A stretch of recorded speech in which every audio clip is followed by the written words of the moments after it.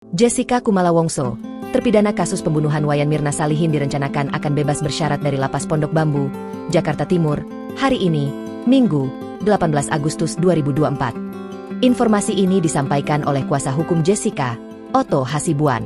Ia menyebutkan bahwa kliennya akan keluar dari tahanan setelah mendapatkan pembebasan bersyarat. Namun, Otto hanya memberikan penjelasan singkat terkait pembebasan kliennya tersebut.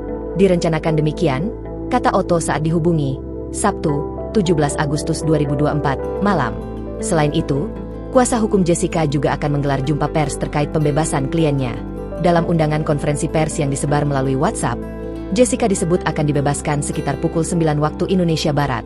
Bersama ini kami beritahukan bahwa Jessica Wongso direncanakan akan dibebaskan dari tahanan atau Lapas Pondok Bambu, tanggal 18 Agustus 2024, hari Minggu, pukul 9 pagi, tulis Otto dalam keterangannya, Sabtu, 17 Agustus 2024.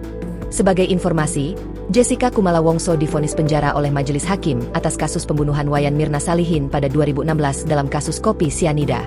Majelis hakim menyatakan Jessica terbukti bersalah melakukan pembunuhan berencana terhadap sahabatnya tersebut. Dalam putusan sidang pada Kamis, 27 Oktober 2016, Jessica dijatuhi hukuman 20 tahun penjara. Vonis ini sesuai dengan tuntutan jaksa penuntut umum.